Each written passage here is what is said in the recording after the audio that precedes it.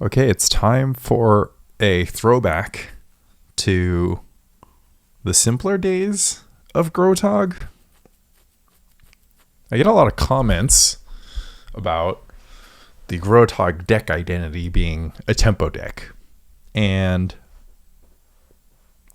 I think on one vertical, there's like this playstyle thing where I don't like playing a deck where I just don't win like grindy games, right? Like I get really annoyed when I'm like flooding out or like I don't draw the right kind of removal for the right threats or like, whatever. Like I'm not like super interested in cheese winning against my opponent. I'm interested in playing games where I have like tons and tons of agency. And there's a little bit of distance for me between having a deck that contains like lots and lots of cantrips, but still wanting to like win games like quick, like just by pulling the rug out from my opponent, right? This has always been like a weird contradiction of the sort of tempo deck category, and the simple explanation for why you could play heavy cantrips in tempo decks was because, Ponder is broken. Ponder and Brainstorm are broken. I think if we had Portent and Brainstorm in Premodern, maybe you would have more success playing the Grotog deck in this style. Now, back then, there were endless complaints about this deck. People were like, oh, how does the mana base work? Mox Diamonds with 17 lands, literally 17 lands at the time, 17 land Mox Diamond deck. What do you like? Are you supposed to what do you do if you don't have early Quirion Dryad? Like you just sit there and do nothing. So there's like a lot of confusion about this deck. The original build played 0 Swords of Plowshares, 4 Fire Ice. It played Winter Orb main deck instead of Armageddon, played 17 lands. So the numbers were like a little bit different. So I just wanted to revisit that and see how it functions with the Gemstone Mine mana base. Now, kind of closing the loop on this question of the tempo deck identity. So obviously I'm optimizing for like what I wanted to do, or like what I like to do with this deck. I do think that it would be fun to visit what this deck basically used to be, which is mostly centered around Daze and Meddling Mage being your sort of disruptive elements that keep your opponent on the back foot, right?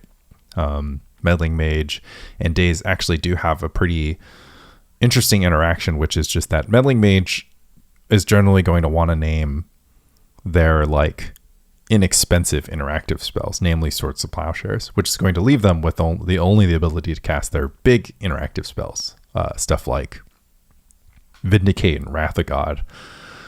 So, or against a replenish deck like Parallax Wave, right? The replenish deck or the Enchantress deck. But the thing is, as many you've probably experienced, just like, okay, well, after sideboarding, they just like play around Daze or whatever, or like, whatever. So you try to maybe cut them off the liberty of playing around Daze by playing Winter Orbs and Armageddon into your deck. I felt like Winter Orb was too thin without Mox. I think Mox is, so like, I don't think Mox is that good with breaking the symmetry of Armageddon, but, because you kind of get you get the card back one time, right? But with Winter Orb, you're sort of getting the card back every single turn, right? So if you consider that, like, another way to think about Mox is not that you're discarding the land, it's that you're discarding the Mox, right? So the Mox here is like a spell that you can cast, but like spells that you can cast under a Winter Orb become like less important than mana that you can use, and you're going to get that mana every turn. And so it's like you untap twice as many lands every turn instead of Armageddon, where you just like don't destroy one of your own lands. I don't know. It makes sense in my head. I don't know the best way to explain it, but yeah, I think clearly Mox Diamond is better with Winter Orb than it is with Armageddon. So we cut Mox Diamond from this deck. We have to cut Winter Orb. And we lose some of the advantages of Winter Orb. It being 2 mana is kind of cool. It being colorless is kind of cool. But honestly, at that time, I liked Armageddon better in that deck. It played 2 Winter Bane and 1 Armageddon sideboard. And I was just like, Armageddon seems like it's the business. So why don't we just play Armageddon? So anyways, that's the deck. You could do like 1 more Armageddon main. Maybe we can play like 1 more Pyroclasm sideboard and just like trim something here. And then yeah, we're gonna lose to artifacts and enchantments, but that's the plan. You have Meddling Mage for Oath and hopefully foil. So yeah, weirdly constructed deck. Doesn't function the same. It's going to be interesting trying to adjust to the playstyle, because the playstyle is going to be different. And so, I wonder what the deal is. But yeah, let's fix our set. We're going to play the 4th Pyroclasm over. I was really salty about losing to Elves. I just feel like Pyroclasm is not where I want to be. Nah, fine. 3 Pyroclasms is fine. We have 12 1-mana cantrips. We have 3 Fire Ice. Yeah, I don't know. Let's run it. Playing early in the morning. So we're going to be hunting Europeans, I believe. Oh my god, Europeans are grinding this morning. Oh yeah, this hand is this is like literally not a keep. I mean, if I guess I draw Island, this is a hand that Mox Diamond would be good in, right? Okay. All right, much better. Hey, Portent shuffle, Portent. It's pretty fine. Against Standstill. Foil. Nothing to foil on turn 2. Not going to foil a Standstill, so. Portent. Lots of Gushes. No 5-color source. So we can take Sleight of Hand, and we can take... Gush is still good to have lots of copies of. Then we try to Portent for the next blue source, or green source. I mean, our Quirion Dryad is almost certainly getting countered, unless we can find the source plus Daze, or wait until turn 4. I feel like on one hand, if I cast 2 Gushes in this game, I'm going to be in great shape. But yeah, I mean, I don't know. If this Sleight of Hand was Mox, right, we'd be in. Well, no, because if it was Mox, we would just like jam, get our Quirion Dryad plowed or countered, and then we'd be dead. So we're just like looking for Meddling Mage, and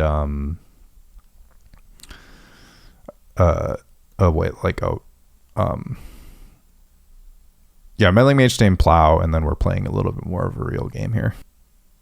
Portent again. And this is like a spot where if we have a random Mox in our range, I don't know what we'd play instead of it. We'd be like cheating some stuff here. All right, so we're going to Portent, then we're going to be able to go Meddling Mage into Meddling Mage. It's pretty good. All right. I mean, this is exactly how we drew it up. You Meddling Mage naming Plowshares. If you can stick it, they're in trouble. I wonder if I ever wait a turn here. I don't think I do. Oh, especially if they play a spell. If they play... Oh, Powder Keg? Ugh. That's really nasty. Okay, that's pretty good. And they played around Daze too. It's kind of interesting. All right. That makes things a lot different. Now it's like play Quirion Dryad and have them decide that they want to use the Powder Keg to blow it up. I mean, look at this Coastal Tower though. It's like taunting me. It like looks and smells like the Plowshares. So I think the plan is to play this Meddling Mage and then hope they don't draw Mishra's Factory. Swords to Plowshares. Yeah, I mean, I could have Gush foiled. I guess I could have gone Gush foil the Powder Keg. I mean, I couldn't foil because I couldn't shuffle. I would have needed to get all that stuff happening before I got in. So now I have to choose if I'm going to interact with Fact or Fiction, which is kind of a drag. Would I foil a Fact or Fiction here? I probably would, just for hand size considerations, but they could go for Counterspell. Okay, they don't. Well, now I have Counterspell up. I can't Gush again if I cast this foil. And then Fire Ice is kind of nice because I can fire a Mistress Factory blocker now. Really no justice that I don't have Daze here, but stopping them from card advantage is pretty good. Also, maybe this is the build with no manlands and play Sabo's Web instead, in which case we're like pretty ahead. Wrath of God for 1. Morph creature with backup. Interesting. Okay. Gemstone Mine. Foil up, but would rather Gush foil like 1,000,000,000% of the time. Because otherwise I go foil, pitch, island, fire ice? Foil, pitch, island, or we're casting the fire ice. So we foil, pitch, island, Meddling Mage. I mean, Gush foil isn't like crazy good, but let's see if they take the trade here. No trade. So we go fire, foil, pitching, island, Meddling Mage. No, we have to Gush foil because we're gonna like pitch. We'd rather pitch a land. I guess the one thing that would have been cool is if we somehow ended up with Daze. Foil the Mana Leak. Should we conserve our Gemstone Mine because they could have Dust Bowl and we have like 1,000 colored cards, but we can get the basic planes. So I guess we can pitch the Gemstone Mine. I mean, look at their hand. They're like 2 cards left. They're going to have to blow up this keg, and then I get a rejam. They'll probably have all sorts of Plowshares in their hand. We get a Sleight of Hand, too, for free. It's kind of nice. Guess we'll take another Fire Ice. In case a Follow-Up Angel comes. And then, yeah, they have no manlands, which actually makes our life a lot simpler. Would this style deck play Humility? I think it plays probably like a lot of sweepers. Powder Keg to 3? Oh my god, these cards are not good against me.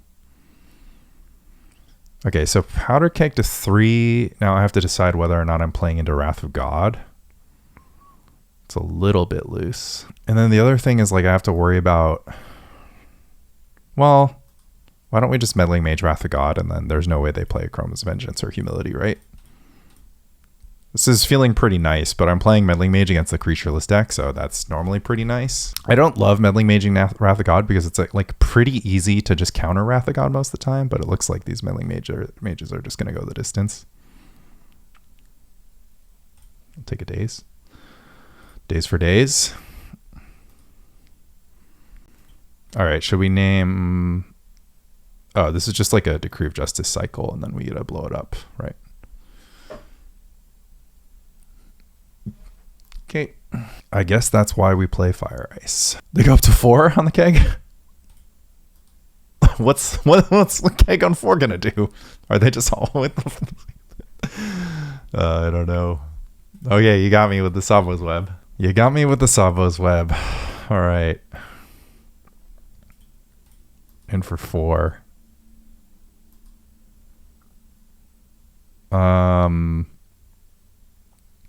Should I play Dryad? If they have Decree, they Decree for 4 tokens, and it actually kind of cooks my noodles. I mean, I think Threatening Lethal is good. So I feel like we should do that. And then what we can do is like, I don't know. Oh my god, am I going to stick a Daze on this? On whatever's happening here? I mean, seems free, right? Daze the counterspell. I mean, Chroma's Vengeance? Is there any other card that matters here? Chroma's Vengeance. I feel like I should just like also name Wrath of God. Okay, so what do they do? They decree for 3 tokens. They can go block. They can kill a Meddling Mage. So if they go land decree for 4 tokens and I don't draw any Quirion Dryad spells, I can't lock them out. Can't win with Angel tokens. Can't win. They don't have manlands in their deck. I mean, Chroma's Vengeance is like the only card that gets them out of here. And honestly, it's probably like better to cast this naming Akroma's Vengeance than to cast Quirion Dryad and then Meddling Mage again naming Plowshares, because then they can have Wrath of God. So you also have to have tempo mindset, right? Oh, do they think that this is 2 or less? Maybe that was their mistake. Maybe that was their mistake. All right. No sideboarding. 1 Armageddon for 1 Daze. Swords of Plowshares. Still relevant because they have angels, but better for me to fire angels and still Meddling Mage naming Swords of Plowshares every time. Try to counter angels. Probably fine for me to play Disenchant for Powder Keg and Humility. But they are typically a much more spell-based deck.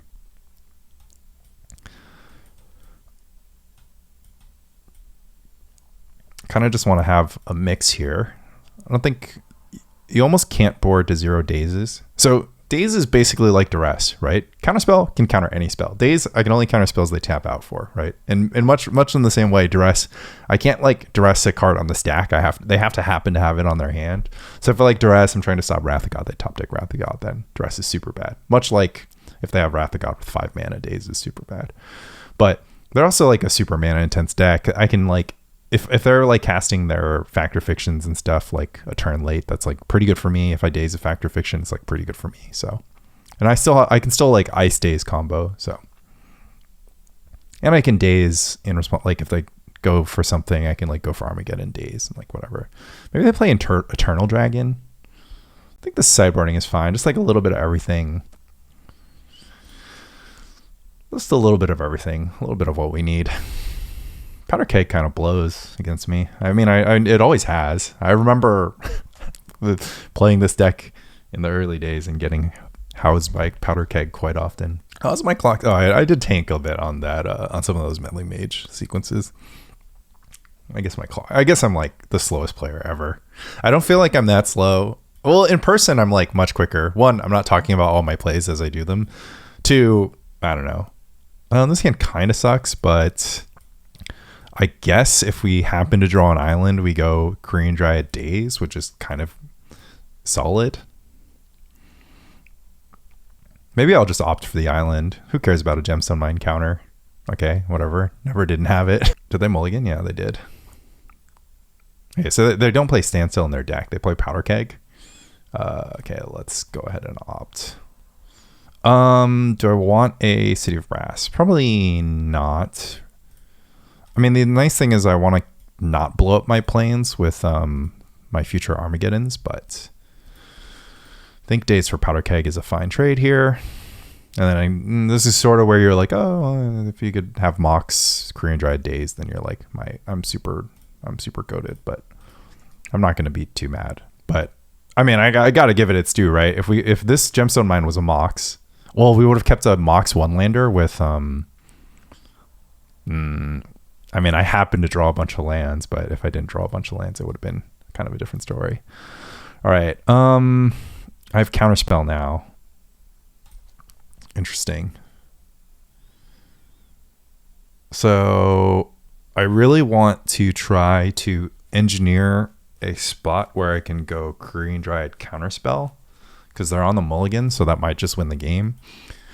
And I want to be, well, they do have like, so should I just try to get Meddling Mage in play first? Yeah, maybe I'll do that. Maybe we ice end step to cycle. We kind of need some stuff to happen here. AK for 1, not a big deal. I guess what we can do is Phyrexian Furnace, sure. I mean, we can like ice them out of Plowshares. We can also hold the ice and wait for, I mean, there's quite a few sequences that are good for me here, right? Like, but the biggest one would be like ice a Dark Waste, play Quirion Dryad, play Quirion Dryad, get it countered or counter back, resolve Quirion Dryad. Maybe it gets Plowshared, but then I resolve an Armageddon is like kind of the future I want to live in. I kind of want to ice them on turns where they don't have 3 mana up because they're like all their spells cast even mana And I can like actually stop them from casting spells with ice. Oh, well, that doesn't change anything. I think it's Gemstone Mine here. End step ice, Meddling Mage counterspell backup. Maybe should have played Flooded Strand. Oh no, I have Gush, so I don't have to foil. Okay. They furnace. I'm like potentially stopping Humility with icing a Dark Waste, but I don't think it matters. I don't think they were like planning on playing. Okay, I you can Sabo's Web me to your heart's delight. All right, pretty easy ice on the basic island here, I think. Well, I guess maybe I cut them off exactly. Absorb. Oh, Daze is sexy. Okay, should it be a new plan? Should I? Now I drew Swords of Plowshares. So should I Mage Wrath of God? And so should I go Quirion Dryad, Daze, Mage Wrath of God? And then they can Plowshares? Oh man. It's actually too interesting. I guess I'll go Meddling Mage Plowshares into Quirion Dryad, Counterspell. And then, or like get up to 6 mana so I can go Quirion Dryad. I have the Plowshares in my hand.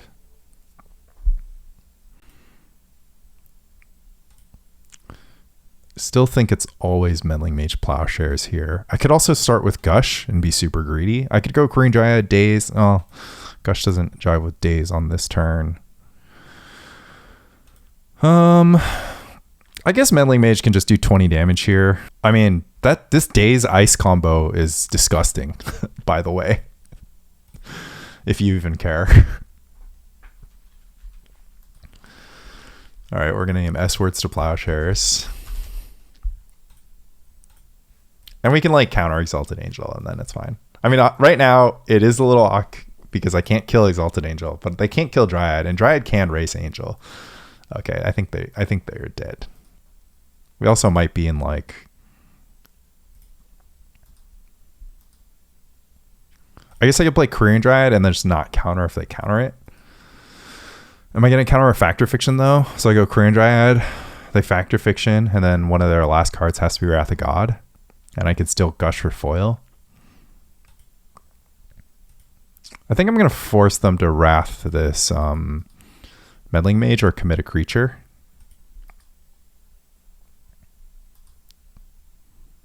They also might Factor Fiction with Mana Leak backup. If they Factor Fiction with Mana Leak backup... Oh, it's a Decree cycle.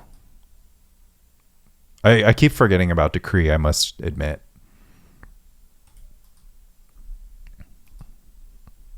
Okay, well now they've committed creatures to play, so I can Quirion Dryad and then Counterspell backup or pay for Mana Leak. They want to race. It's an interesting predicament. Quirion Dryad. Counterspell. Counterspell? Counterspell back. Okay. Oh, I should have played Island instead of Fetch because I have Gush if I draw foil. Sleight of Hand. Counterspell. Interesting. So would I have waited? It's hard to say. I mean, every counterspell is a good counterspell. I think this race is like sort of ill-advised. I have a hard cast Gush end step.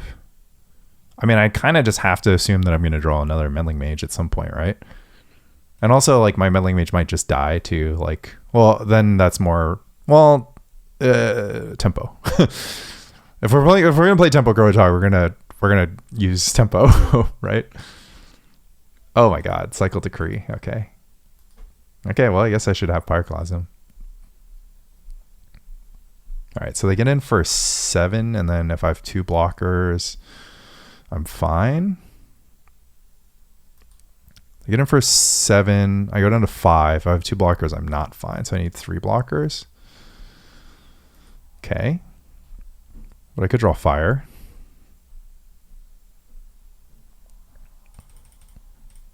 I guess I really need to find stupid Armageddon a lot sooner. Yeah, it's disappointing. I did actually draw the the like nice out. I guess I should have been chilling. I like generally don't like, I mean, I don't, oh wow. I drew, no, I can't Armageddon Fire and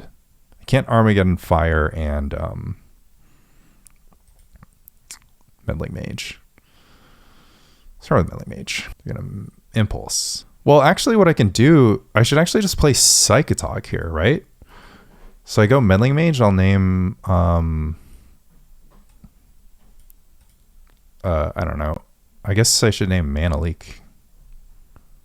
Then I'll play Psychatog.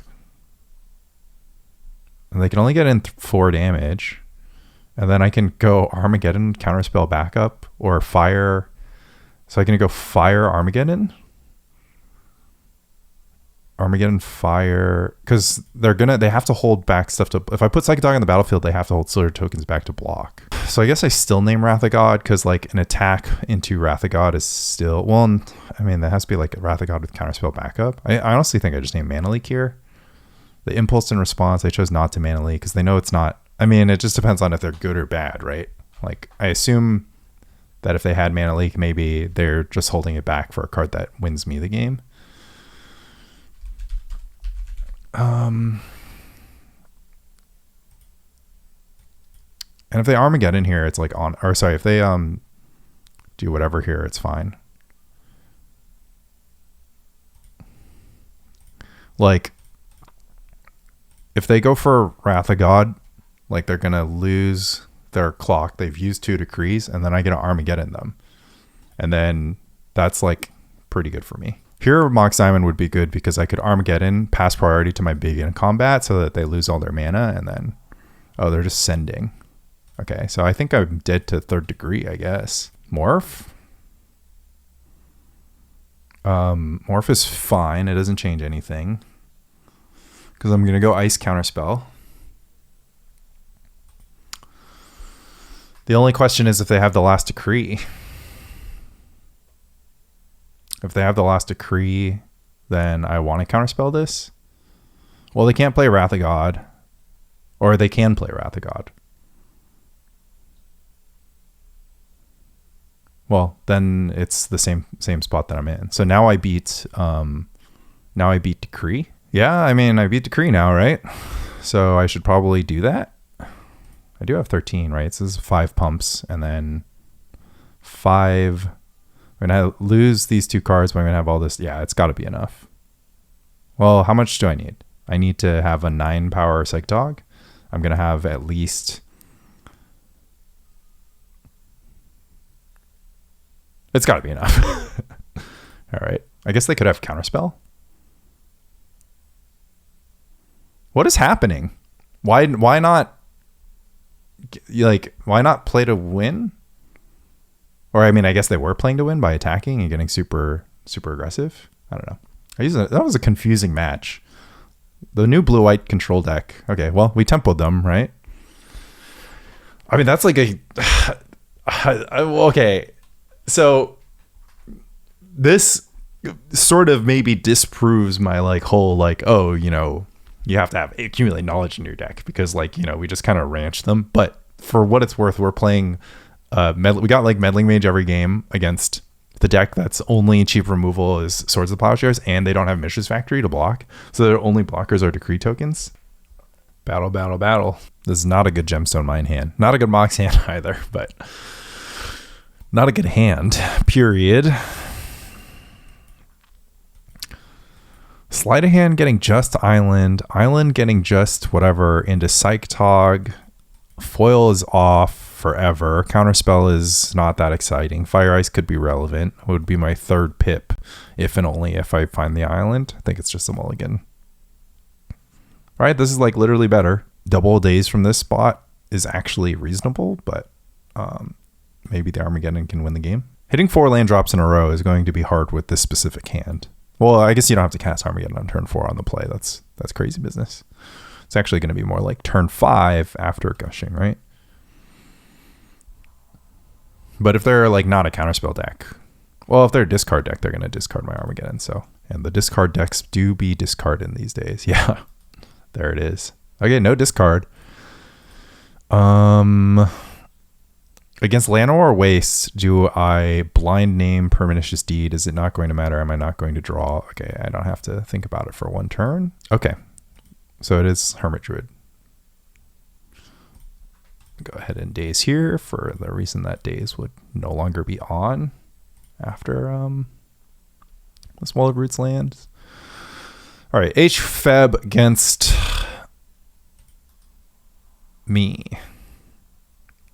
So I guess I'm Meddling Mage naming Survival of the Fittest because I can Plowshares a Hermit if I need to and Counterspell whatever. And I can't beat a Survival of the Fittest, even though I think they maybe would have gone for Resolving Survival of the Fittest or something. But I also played HFEB and did some hilarious misplays like you do with that deck. But I'm sort of inspired to play like a 4 City of Brass, 4 Gemstone mana base regular Feb. So it's like 4 City of Brass, 4 Gemstone Mine, and then the rest are basics. They just hard cast the Tog.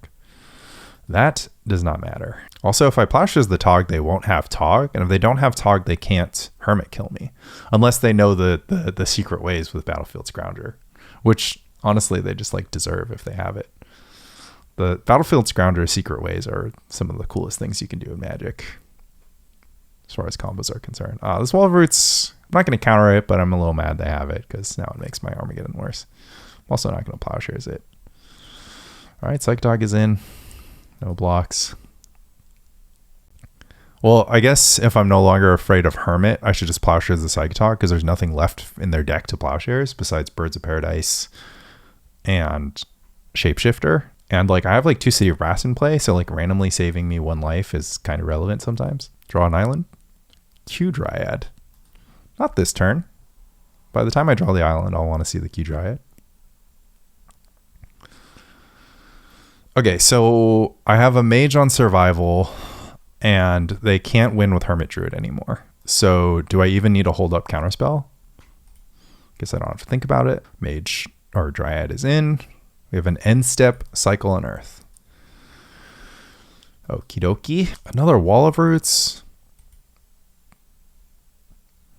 Probably should just Counterspell this. I feel like they don't have main deck Gitu Slinger. I actually was like literally just playing this deck. I forgot what's in it already.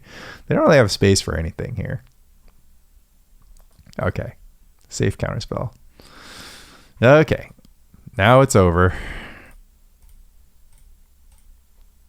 Well, Gush. Don't even need a diamond involved here. And then, yeah, certainly better than Winter Orb in this specific spot, I think. I think Winter Orb would have done almost nothing for me. I mean, it's like not almost nothing because Winter Orb is pretty good against survival. It's like super mana intense. So like it would have been able to sort of stop shenanigans from happening. All right, what do? They do like Xanted Swarm stuff. Pyroclasm can pick off Xanted Swarm and Birds of Paradise, but other than that, it's not that exciting. Nothing that Fire Ice can't do. Daze feels sort of weirdly relevant. I think restricting their mana is like pretty good. But it's like not as good as having Disenchants in your deck. And counterspells are always good. Armageddon basically unnecessary that game. I think I just like would have won if this was like if it was a cantrip. Then I was just like made a big Dryad. They can't beat a big Dryad. Yeah, full disenchant package. They run a lot of discard spells. Let's see. Foil lets me tap out, but if I do that,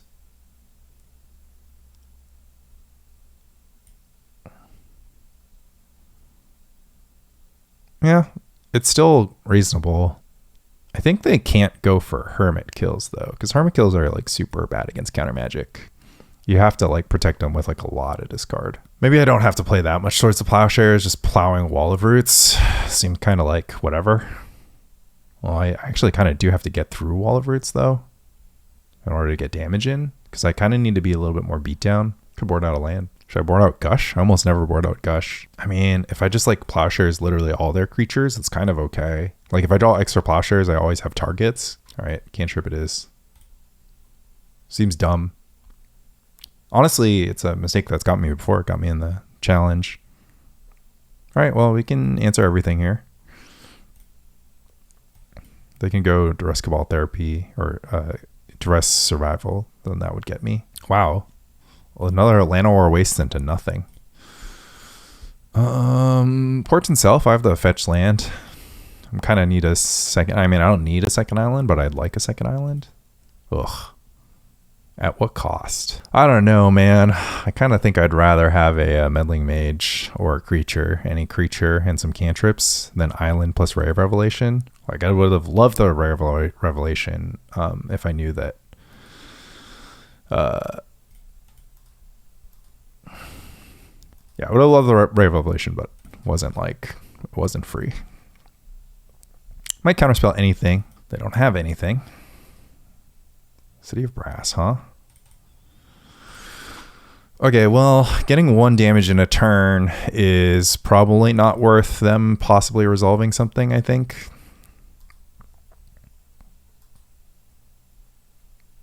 Although it's not that fast of a kill. I have like no graveyard. I just have the Gush. So it only does like a little bit of damage. They're developing their mana. Can we draw a basic island? We can't. We have like almost none in our deck. That is one thing. You up the mox count can increase the island count. All right, we got there. Maybe they're gonna try to be the control deck. My opponent has done nothing but play 4 straight lands. Cabal Therapy. I'll counter it. Oh, just throwing it out there. Second main phase. Wall of Roots. Okay. So I Plowshares, Wall of Roots. Let's just Gush Opt first. See if the deck gives me some insight into what's going to happen in my future. Nothing. Well, if I have like no resources, I might kill the Wall of Roots with Psychatog damage. It's an interesting one. I actually do have lots of resources. Well, I want another Gush, and I guess I'll take another Psychatog. Oh wait, I can actually just get the Gush, right? Do this. Yeah, let's kill them, right? Because I think the next Gush puts them at lethal. I mean, I don't know for sure, but it looks like it's a lot of cards all of a sudden. Let's see. So I'm gonna have 5 plus my draw. So 6 plus my draw step. So 7 plus it's gonna be 10 cards in hand and 9 cards in graveyard. It's 10 plus 9 or 10 plus. Yeah, it's 10 plus 9. I guess like maybe I should like consider holding double. Oh, now I have Opt. If I Gush in a Counterspell, I can hold up double Counterspell. All right, so it's like play island. So Gush 1, 2, 3, 4, 5, 6, 7, 8, 9 pitches plus 9 plus 9. So I'll be able to preserve one pitch. But I could draw Fire Ice. They literally have done nothing, but I feel like them doing nothing is like, maybe I'll just kill them. Maybe I'll do a little bit of damage right now. I'd really like to be in a place in my life where when the Psychatog gets in, I have foil and counterspell backup is like pretty nice insurance. I mean, I'm being conservative, but I kind of have no idea what's happening this game. Like they've just sat there and done nothing for 5 turns straight. They cast 1 Cabal Therapy. Like, why did they keep the hand is the question at this point.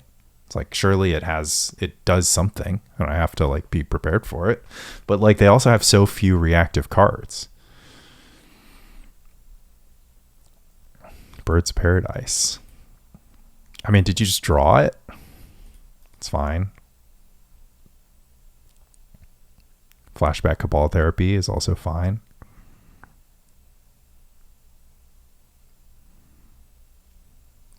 I think I might as well counterspell Flashback Cabal Therapy.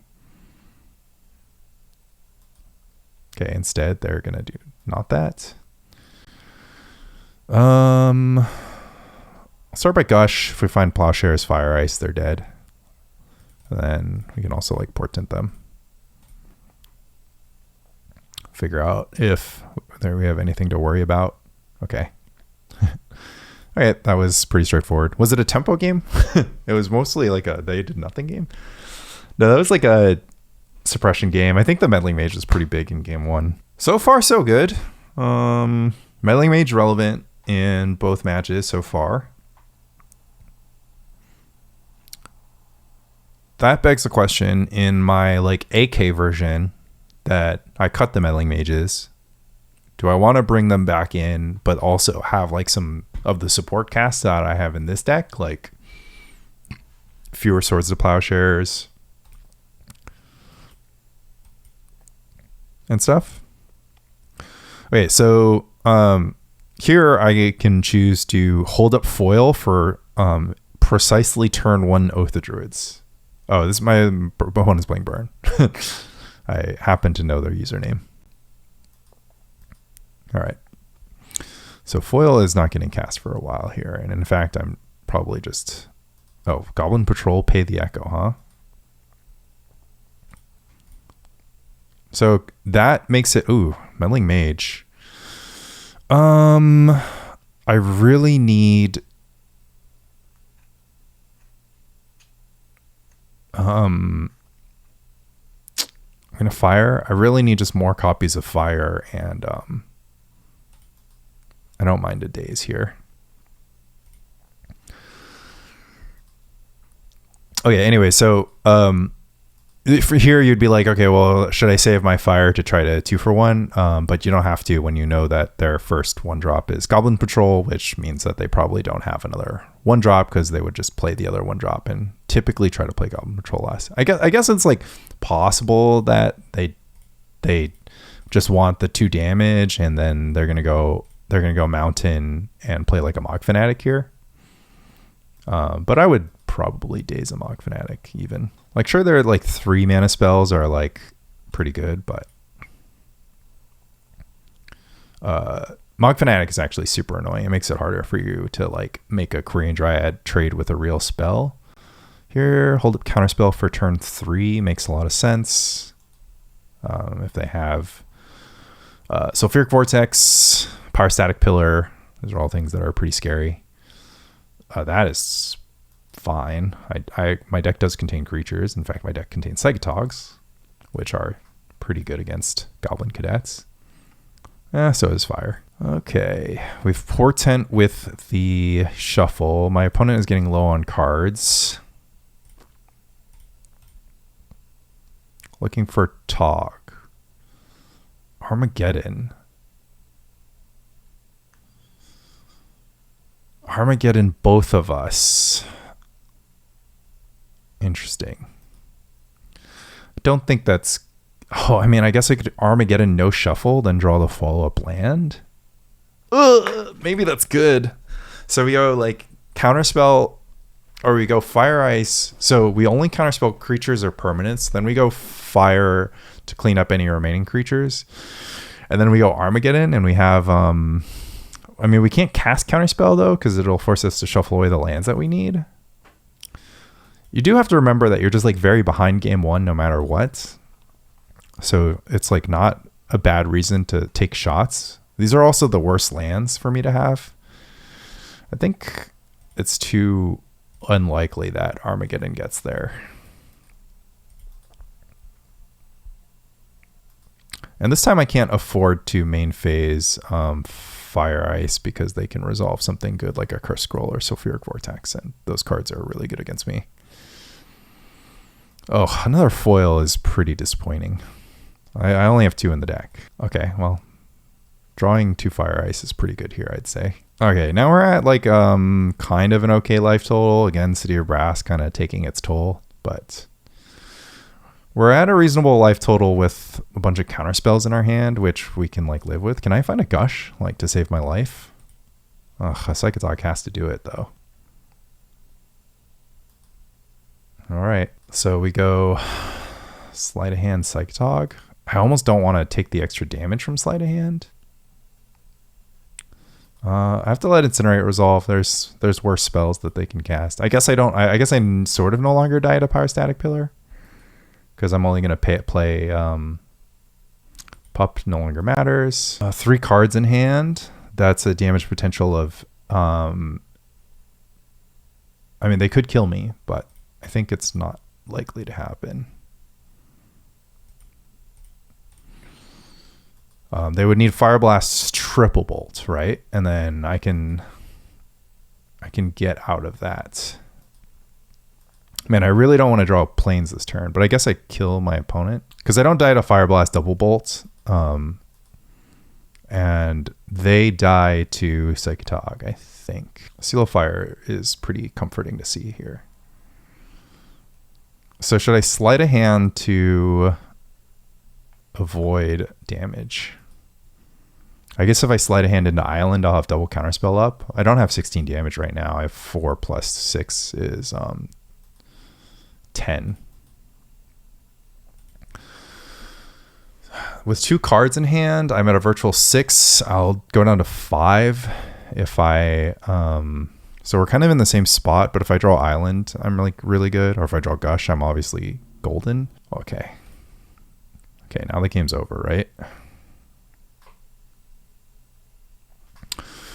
All right, so I'll have 8 cards in hand and 10 cards in graveyard. That is 5 plus 8 is 13, so I'm still short. I have a land drop available. I have double foil. I guess I could have played planes. I don't know. I'm trying to stack up Psychatog damage right now. Meddling Mage. Meddling Mage with foil backup. It's pretty good. I can't really cast Fireblast in response, right? Incinerate.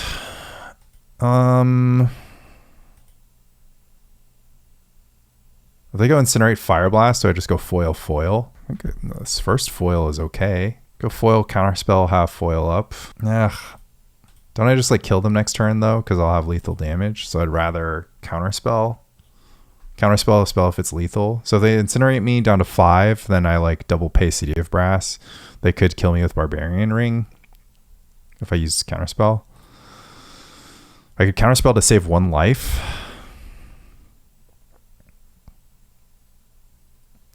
Okay, I have to do math. So if I foil here, I'll have 4 cards in hand. 4 cards in hand, 10 in graveyard. It's 4 plus 7 is 11, 12, 13, 14. So I'll still be short. So if I foil here, I'll be short. So I should let this Incinerate resolve. And then maybe I'll just like never tap my City of Brasses again. Hog can get in though this turn. Because if they kill Meddling Mage, it takes 2 damage and then Jackal-Pup deals the same amount of damage that Meddling Mage takes. So I should have factored that into my math, but I still think I wouldn't have won with foil. If I cast foil. I should have played the Gemstone Mine. Ugh. If I played the Gemstone Mine, I'd have Counterspell up. I played the planes for like no reason. Ugh. What was that about? Oh, that's kind of like a disaster.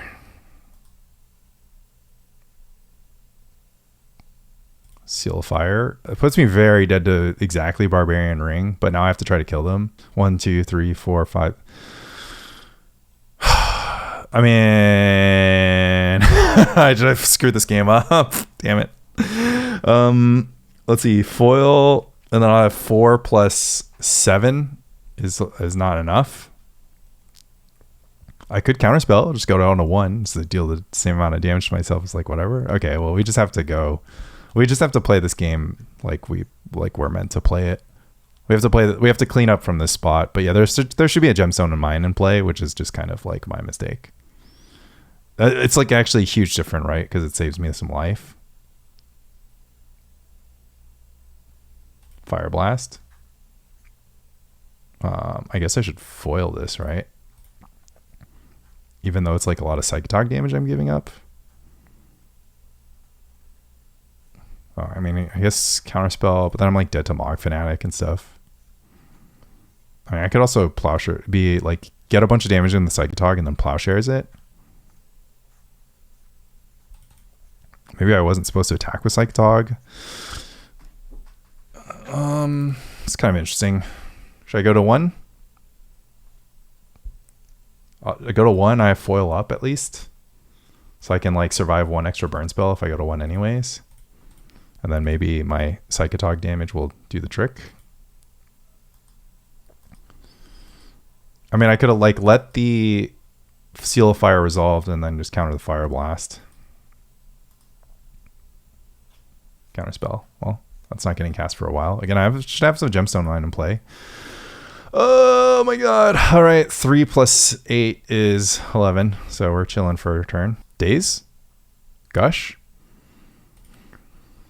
Man, life would be so different right now. Oh my god, life would be so reasonable. All right, 4 plus 8, 12. 5 plus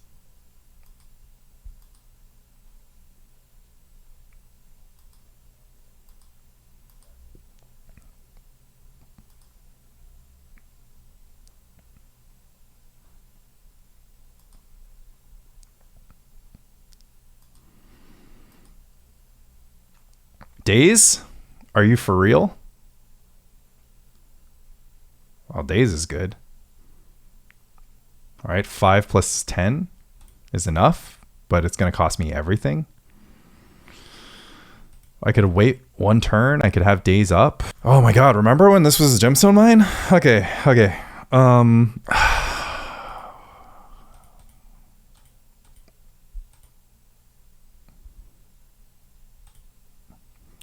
4 plus... Oh my god. I mean, okay. I think I can keep covering everything though, right? I mean, I guess if they play a Mog Fanatic, I have to go Daze Foil and then I lose. Like if they play a Mog Fanatic, a Bolter, and Incinerate where Daze doesn't cover. They have a lot of blinks in their deck though. They can't play Pyrostatic Pillar from here, I think. Okay, I think we have to try to kill them. Should also have double checked my math before I started clicking, but it's okay. 7, 8. It doesn't matter. I'm dead if they. I'm dead if I did the math wrong. Their last card could be Incinerate, and then this would be like the thing that killed it. Am I dead? Okay. Okay, their last card was probably nothing.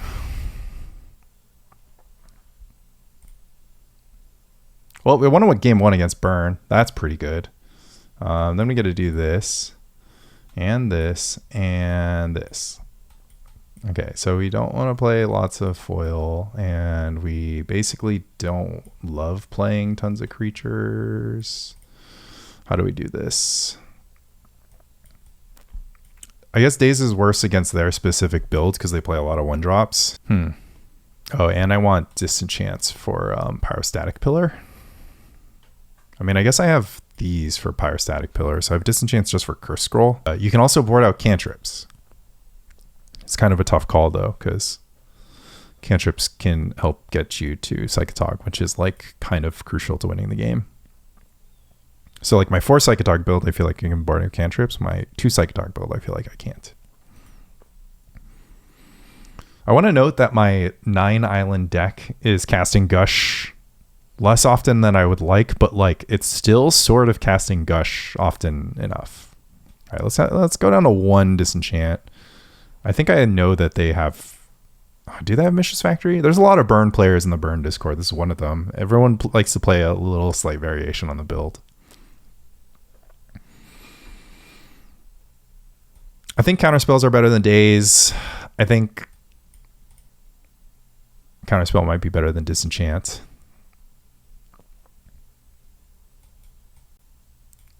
Like Counterspell is not great against Burn, but like you're gonna cast them. Pyroclasm is really good. They have this stupid goblins in their build. Maybe Pyroclasm is better. Then I have like 7 removal spells. Well, so the way I can think about it is that I just use these on burn spells and I mean Pyroclasm seems well, let's just test it, right? I have a Meddling Mage. I don't want to Pyroclasm my own Meddling Mages, but like my Meddling Mages never survive, so it kind of doesn't matter. This is the dream. Oh, I guess Daze with Quirion Dryad is another interaction that is really good because it makes it harder for them to kill if I go Quirion Dryad opt Daze. All right, I'm gonna play an island. I haven't decided if I'm going to sandbag this Hydroblast yet. They do have Mishra's Factory. I mean, if I go Quirion Dryad, Hydroblast backup, it's kind of good, but I'm also like into using my mana. Mog Fanatic, doesn't matter really. Okay, would they have a window to have played Seal of Fire here? I don't think so. I think they would have cast these spells before Seal of Fire 100% of the time. So I'll name Seal of Fire. And if they have a bolt, they're forced to use an inefficient bolt or incinerate on this Meddling Mage. Obviously, if the card in their hand is exactly bolt, then and not Seal of Fire, then I can like, you know, be like sort of preventing them from doing stuff. But all right, so we can pass. We can portent. We can portent for island. They're mana screwed. We can portent them, stop them from drawing an additional mountain. And then we fire on end step, and then we can play Quirion Dryad that they have to burn. I think that's kind of fine. Portent you. Okay, that's kind of. Oh wait, I was gonna try to mana screw them, not mana flood them. I fucked that up. I guess I could have given them the Mog Fanatic and then set up the free fire. That's my mistake. Okay, but the upside is oh, that's annoying. Okay, now I have to draw Armageddon. Okay, yeah, well, whatever. Wow, I can definitely force them to spend resources on this Quirion Dryad. I guess I'll just block and force the issue. Okay, it's fine with me, I think. Because if I went like opt fire, then opt fire Gush. I would have had to like have done that in that sequence that last turn. Pup. Pretty easy fire here. I'm at 15. That's okay. Gush. Sleight of Hand first. I guess if I Gush, I would play Psychatog instead of these cantrips. Well, it's kind of hard to play Psychatog. They played 0 blasts. Kind of have to do what you have to do, though. I would also play Armageddon if I drew it, I'm pretty sure. Meddling Mage. Sleight of Hand.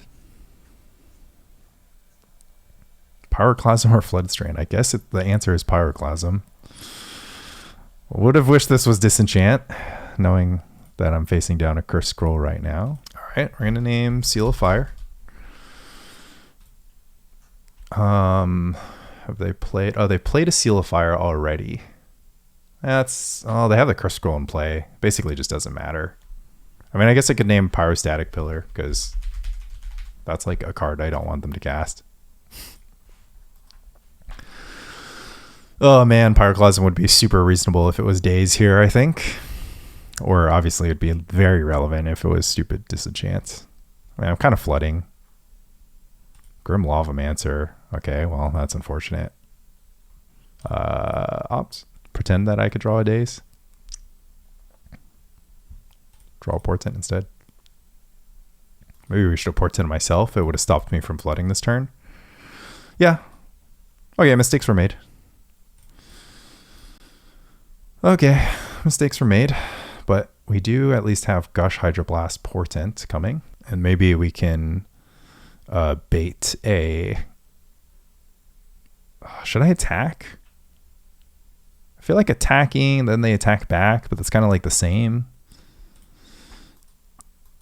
Maybe they like go for like a Jackal Pup or something, and then I'm kind of in decent shape. Or if they like if they do tap their red, then I can blast the Grim Lavamancer, and then I'm in kind of okay shape. They finally get to their 3rd mana. Okay, the Grim Lavamancer right away, and then they have the factory animation. So I kind of got cooked there. But they're not going to animate the factory. Instead, they are just going to hold up Pyroblast, Incinerate Face. I don't have designs to do anything about that. Oh, maybe I should have. Okay, this is actually looking pretty decent now. Drawing the Sleight of Hand is kind of silly. Well, I guess it's going to let me automatically bottom the card behind Gush, which is not that big of a deal. Oh, but well, now this factory, okay, actually it's pretty bad because I don't need more blue blasts. I need more, I need an answer to factory and curse scroll. And the answer to that is Armageddon. And the only way for me to get to Armageddon is by drawing more cards. But I did see well, now they're just going to do nothing. That's interesting. I should play an island before I play Sleight of Hand. Yeah. Well, now I got to go Q Dryad, Blast. Oh, but they can just go curse scroll to Q Dryad. Okay. Not playing super perfect, I will admit. Blasting anything here. I'm still blasting this Incinerate. Do I take 1 damage? Pretty relevant 1 damage, I would say. Pyrostatic Pillar, definitely a fear I have from this spot. 3 mana, Vortex. Upkeep, Scroll. I don't know if I agree with that. Isn't getting it with Factory the same thing? This is kind of what I feel like. This is kind of like the thing that I feel like is not a good synergy with Curse Scroll, but so do we have to Gush here? We don't have to Gush here. Well, man, I've used Triple Blast already. Things aren't getting that much better for me. I'm at a virtual 5. I guess I need to play Psychatog or Armageddon this turn, because if I don't, things could get like a lot worse for me. Okay, nice. Swords of Plowshares. Okay, well, I think this game's over. Like, I think my cantrip control could have gone a little bit better. Oh my god, I'm cleaning up cards too. It's embarrassing. I mean, I stuck a good fire. But yeah, now I'm just going to die to Curse Scroll. Incinerate down to 6, and then Curse Scroll. Fire Blast. I mean, I guess ice targeting mountain. Then if we draw exactly Blast, dead a lot of different ways here. Okay, Psychatog was one further, 2 further. Okay, Curse Scroll, huh? That's a problem. Even though they barely activated it, but the fact that I can disenchant Mishra's Factory is like a pickups. And I can play Disenchant off white mana, which is pretty good. All right. Try to do better. 6 minutes left on our clock. Okay. Should we Sleight of Hand or Portent? We are just looking for lands. We're just going to start jamming stuff. Sleight of Hand is slightly stronger than Portent here. Or no, I want to Sleight of Hand and then Blast. So I take a Blast, but then take a Blast and a Gush. I have to take all 3. Okay, that's why Sleight of Hand is better here. Because I would have just like taken the Gush or the Blast. Well, then I would have drawn Quirion Dryad. No, that's okay. I want both Gush Blast, but I need Gush Blast and Island. Is like a little bit much to ask for after knowing that I'm not going to draw any heat. Jackal Pup. Opt. Go ahead and Meddling Mage here. Same thing, name Seal of Fire. And then if they use Bolt or Incinerate, I'm not too unhappy. Didn't have the answer to turn 1 pup though, which is kind of sad. Disenchant, huh? Think we just go Quirion Dryad, Sleight of Hand, and then if we find Gush, that's kind of good. Fire is also pretty fine. I'm at 15. It's not like the best life total in the world. Not the worst life total in the world. It's gonna be crazy that we won if we won game 1 and then no burn spell on the Dryad, huh? Do they really not have any burn spells? Oh, I have to risk it for the biscuit here. I mean, if they go burn spell on the Dryad afterwards, then it's the same difference. Well, I would have traded Dryad for pup instead of Dryad for burn spell. Mock Fanatic. This is looking like no burn spell on the Dryad. Okay. Well, it's pretty much over after this Armageddon gets cast, unless something interesting happens. I'm still going to do this on my upkeep. No, they might have double burn spell. Okay, and then I'm going to go ahead and opt while they still can't top deck a lightning bolt or something. Okay, and that's like the perfect draw. Okay, I think we won unless they have Bolt Bolt Fire Blast.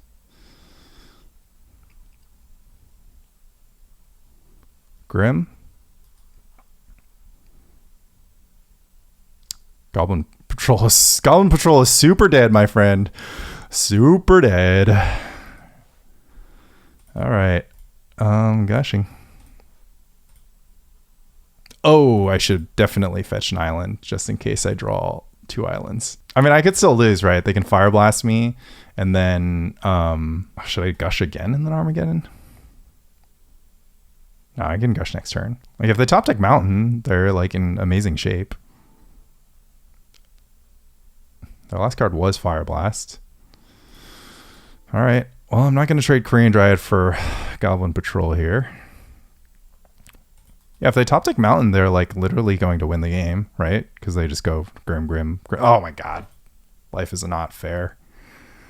Okay, so now we need an answer to the Grim. That does count. Okay, I mean, they can go into top deck Bolt. And I want to definitely Gush here because if I draw a 1 mana cantrip, it's a 2-turn clock. Ooh. Okay.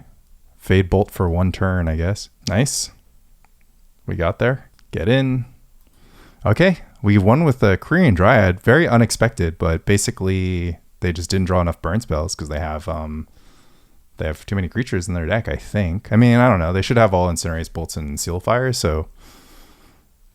Huh, okay. Grotog tempo version, also beating Burn. Not what I expected. Basically, it just doesn't matter. Basically, it doesn't matter if you play any... All versions of Grotog are all equally good, as long as they contain 0 Mox Diamond. I mean, how can you make an argument for Mox Diamond here when I am 2-1, 2-0, 2-0, and while Mox Diamond would have helped in spots, the card that I had instead was like really good anyways. Yeah, I don't know. I mean, it seems even better here, right? Because we get to play 18 lands in 0 Mox Diamond, so we get to take full advantage of having 18 lands instead of like 18 lands plus 4 Mox Diamond, which would be like 22 cards that produce mana and do nothing, versus only 18 cards that produce mana and do nothing, and then our deck is just like chock full of goodies. We play less cards, we play less lands than the burn deck, so the burn deck is more likely to flood out than we are.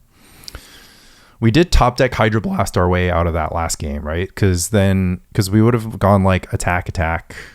Well, I guess if we didn't top deck Hydroblast, well, no, yeah, I don't know. If we top deck Cantrip, it would have been like. If we top deck Cantrip and then we saw another Cantrip, then we could have gone for the 2-turn clock with Gush and then force them to block with Grim Lavamancer, activate, and then activate again, and then or they take the first hit, then they block and activate, and then I would have been at 1.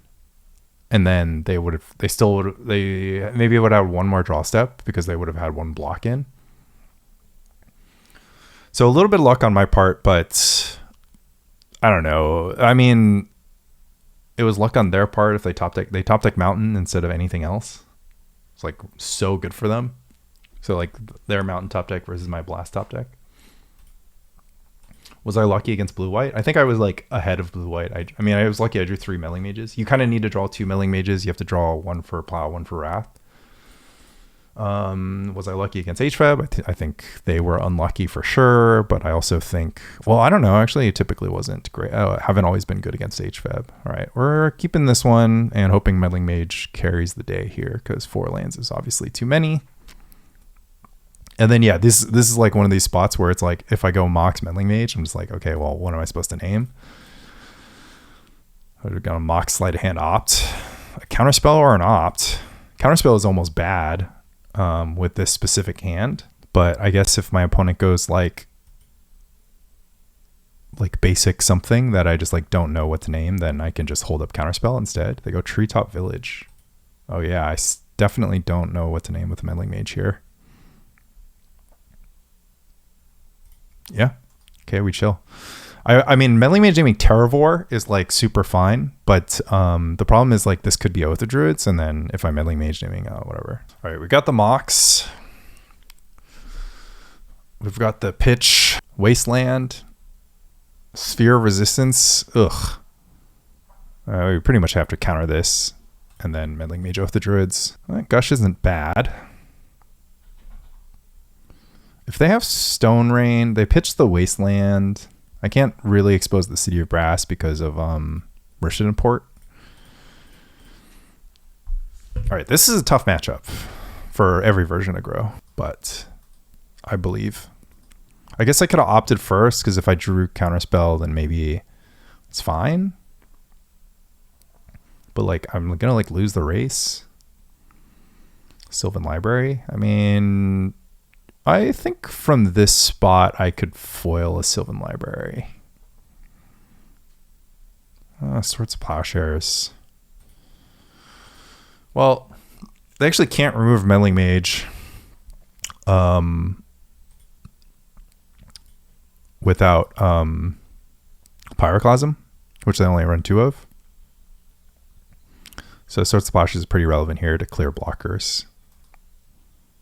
Oh, another Meddling Mage. All right, so do I want to use a Gemstone Mine counter and then hold up Fetch for Plains, which gets around my Plains getting blown up by Stone Raid? I think that's kind of okay. And I think Pyroclasm is the name. All right, Big Sylvan. They take a bunch of life here. I think that's okay because they can't like hold up man lands. And cast a spell. Although I might Gush in response to, which makes me think I should have gushed on my turn, because I might Gush in response to a Terravor, because I can Plowshares a manland, but I can't Counterspell a manland. So if I draw a Counterspell, it's like super relevant, and I can still play every card in my deck after I Gush. The only thing that it stops me from doing is like Cantrip Chains. Okay, now they get double activate, which is unfortunate. So now I need double Plowshares or that. Okay, GG. Look at my perfect Gemstone Mine. Guess I got a Mage Terravor. Oh my god, a Daze? Wow. Okay. Yeah, sign me up. My opponent is super dead. Because now I can Daze a Terravor. I mean, yeah, even if they draw Mishra's Factory, attack here. I almost don't want to ice the Mox Diamond because I want to Daze the Terravor. I also want to ice the Terravor.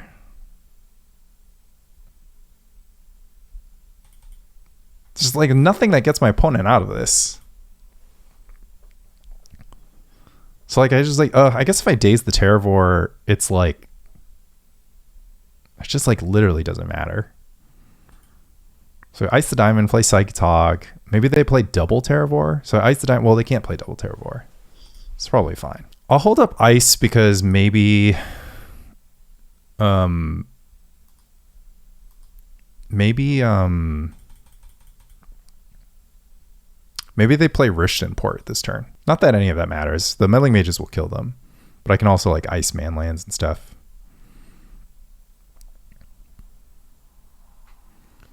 Yeah, so we Daze Terravor, and then we fire them for the victory. Is actually what we do. That rules, dude. Oh, I'm so hyped, man.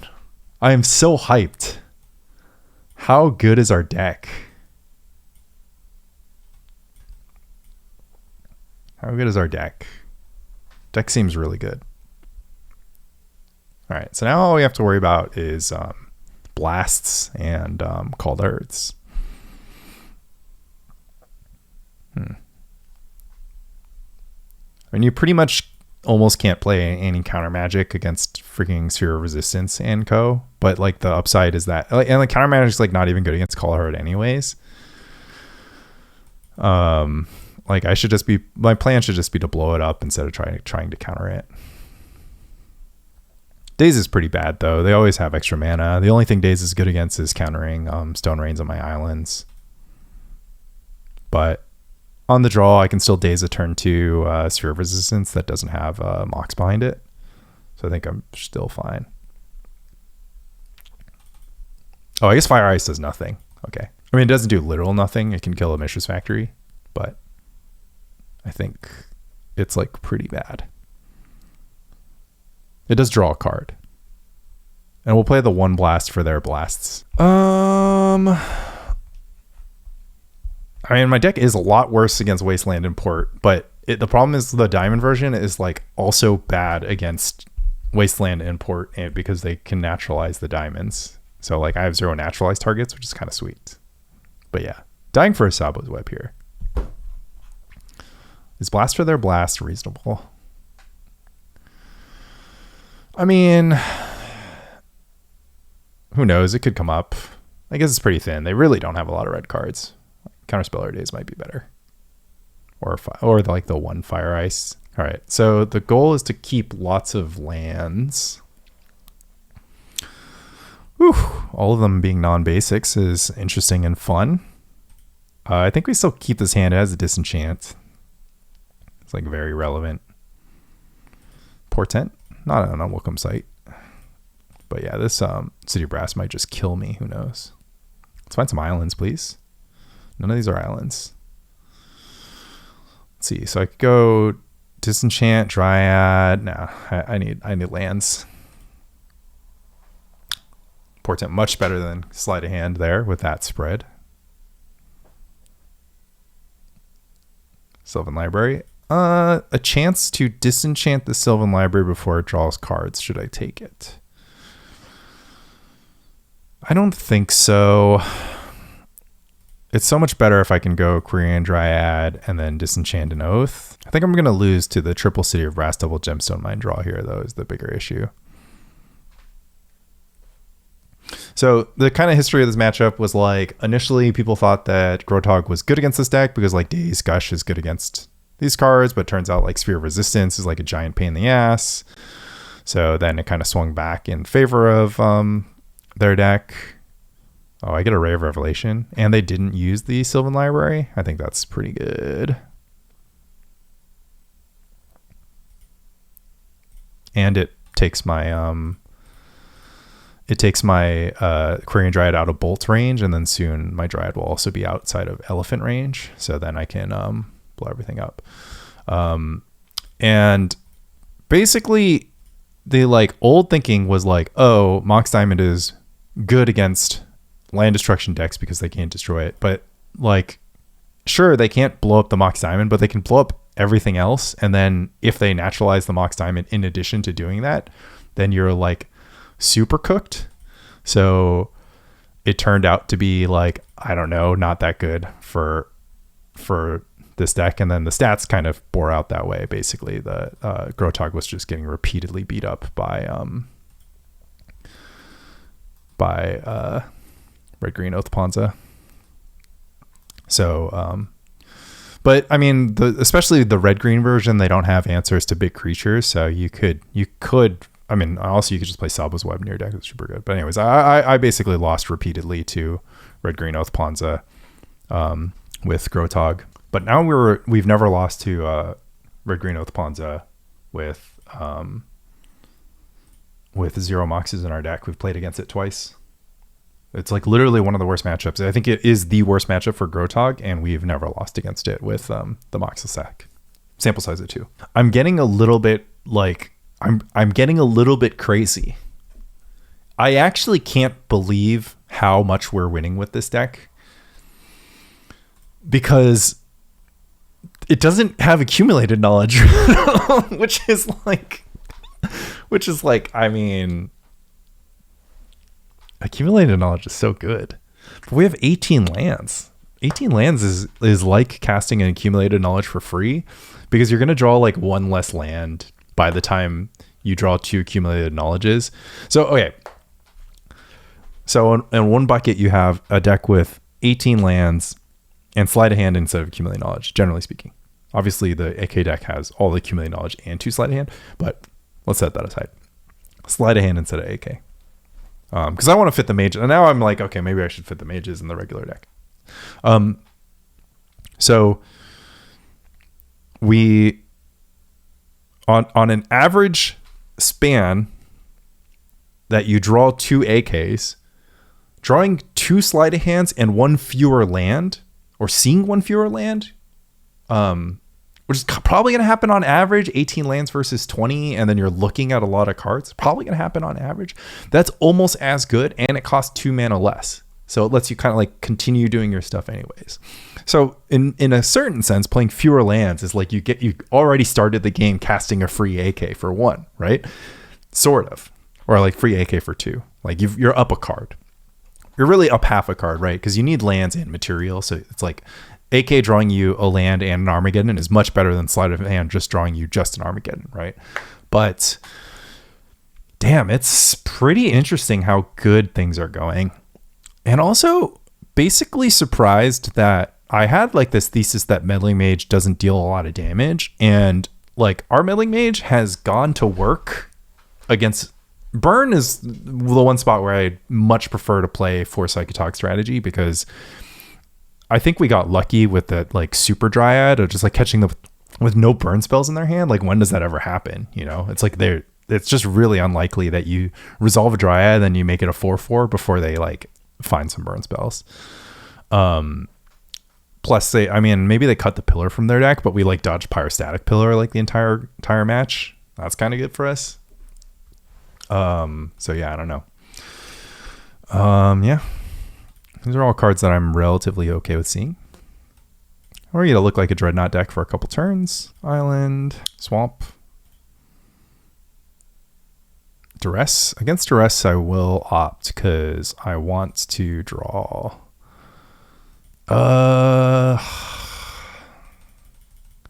Don't think Flooded Strand is it. I kind of need more cantrips or a gold source. All right, this is going to be a test. It's really hard to beat these decks, this configuration. It's like no AKs, no AKs, not as many Psychatogs. Ugh, yeah, this is gonna be our unfortunate wake up call. We have to draw like a lot of gushes naturally. Oh my god, spawning pool? I have to counter Curse Scroll. Probably fine. I have to counter Curse Scroll. That's what I said. Did you not hear me the first time? Okay, Zombie Cleric, not a problem. Not a problem. We have Meddling Mage. I think we just named Smother.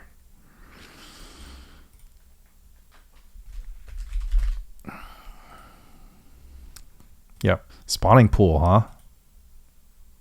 What build of this deck am I up against? Should I ice instead of fire? Honestly, I think... am I going to ice end step? Huh.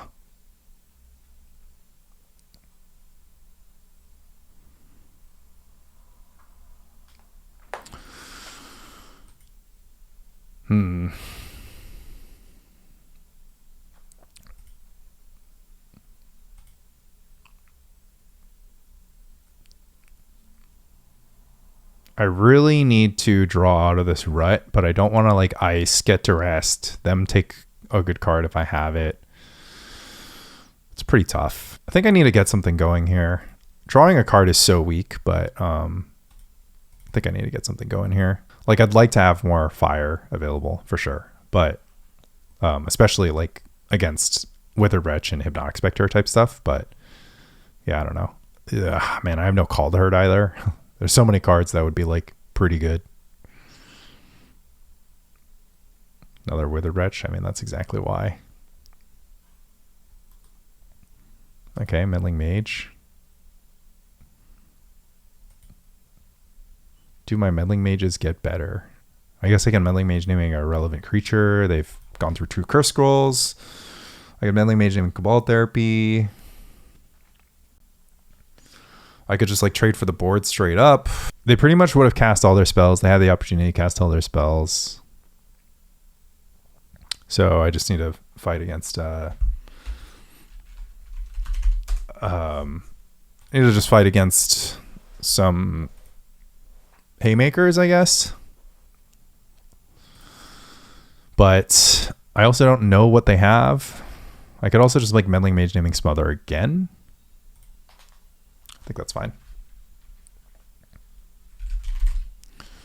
It's just like the card that I know is definitely in their deck and very relevant to the cards that I have. Man, no deep analysis. I have no tools. I only have Armageddon. Factory, animate. Okay. What's going on here? Serve. Okay. Do I want 1 Meddling Mage on Smother for the rest of the game in exchange for quite a bit of damage, considering I think I can win if I slow this game down. I think they're going to start flooding out and I'm going to have cards that are reasonable. Wasteland is kind of nasty though. I mean, I have to counterspell that. I can't take any more pressure, and unfortunately I haven't found any creatures with greater than 2 toughness. And Meddling Mage and Withered Wretch, the cleric battle. All right, that's a start. So am I going to gush and then fire and then just like let my shit get wastelanded? Oh, I should have gushed into hardcast Gush, I think. Instead of this line. Let my shit get wastelanded is not ideal, but still gets to extend the game. I think it's fine. If they realize that they can activate, like they're not activating Withered Wretch probably because activating Withered Wretch takes like 1 billion clicks and it's like literally the most annoying thing to have to do ever. But I think it was Gush into hardcast Gush and then evaluate. I just kind of autopiloted through that Sleight of Hand. Now this Gush is sort of like in my hand and it can get duressed or whatever. Yeah. I mean, I guess I could have played Island instead. And no AKs. But yeah, you need every Gush. Them sticking the Gush, that's so bad. It's really bad. I could have had like creatures in my hand, or they could have just gotten the Sleight of Hand. All right, get in for 1. Well, that's why this is here, right? Oh yeah, they wanted Wasteland instead. No, that's a lot better. And a spell? Daze, right on time. Oh, you have a lot of cards to board out. I guess we can board in all our disenchants. And Pyroclasm is worth considering boarding in. Ugh, man. Mono black. The other version of the AK version of this deck is obviously better against mono black. Okay, well, at least we have Meddling Mage naming Smother. I almost have to name Curse Scroll, but they've had no opportunity to cast Smother this whole match. Let's draw a lot of Meddling Mages. Play. Yeah. What do we got? Yep. Okay. I mean, there's hope. It's not like a lot of it, but they don't really have a clock, so we're still going to like use our natural advantage here. City of Brass. Spawning Pool is pretty good against Quirion Dryad. And they can regenerate it basically forever. Wow, Spawning Pool is much better than I expected. pretty good against opposing Psychatog as well. It's pretty funny. You need Smother for spawning pool. Ravenous Rats. Well, guess I'll Daze. Get a counter on my Dryad. It's probably a Smother, right? Man, this deck is so good against Gro. It's better than Oath Pawns against Gro, that's for sure. Gemstone Mine. Think we should play it rather than let it get ratsted.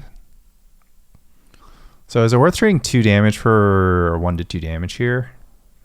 I think we still have to be slow. If this gets Ravenous Ratsed, that is bad. Okay, I'll just play the Gemstone Mine.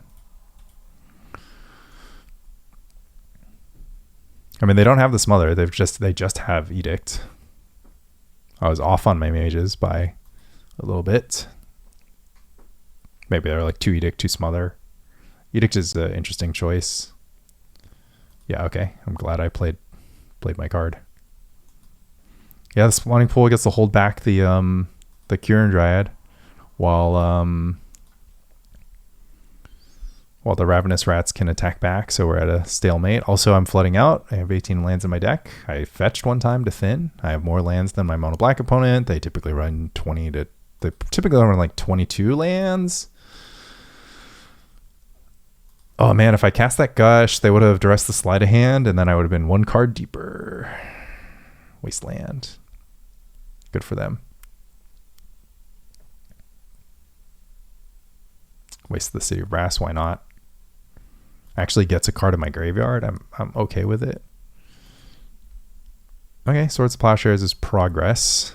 Unfortunately, well, I could actually just get in now, assuming that they're going to activate the spawning pool, but maybe they see it. I could have also stalemated and then like try to Plowshare something nastier like an Antuco Shade, but I think we are past the point where we can try to beat him in Antuco Shade. Spawning pool is getting in, huh? I think they should have considered that I attacked with Quirion Dryad for a reason, but I can understand the play here. I mean, especially if they do a removal spell and it like literally doesn't matter, but I would have just used the spawning pool to block. All right, so should I trade 3 damage for 2 damage via these Ravenous Rats for some amount of turns, knowing that I could grow my way out of this? Like soon I can just make this a giant. Knight of Stromgald. Okay, well, unfortunately this guy is bigger than Quirion Dryad and has pro white, so I need fire now. Portent me. If I draw fire, that's pretty good though. I did draw fire. Huh. I mean, it's going to suck that I'm drawing a land afterwards. So I should just shuffle the Quirion Dryad because it gets me nowhere. I kind of need to find draw spells in Psychatog as my contingency plan, assuming that they... Well, I guess my contingency plan is just to play the Dryad.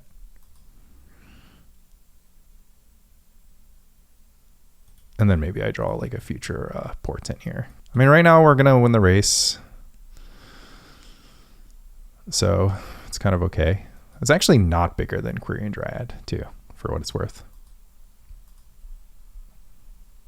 I guess that means I could take 1 turn off so that I can get the second counter on the second Quirion Dryad. Take some amount of damage.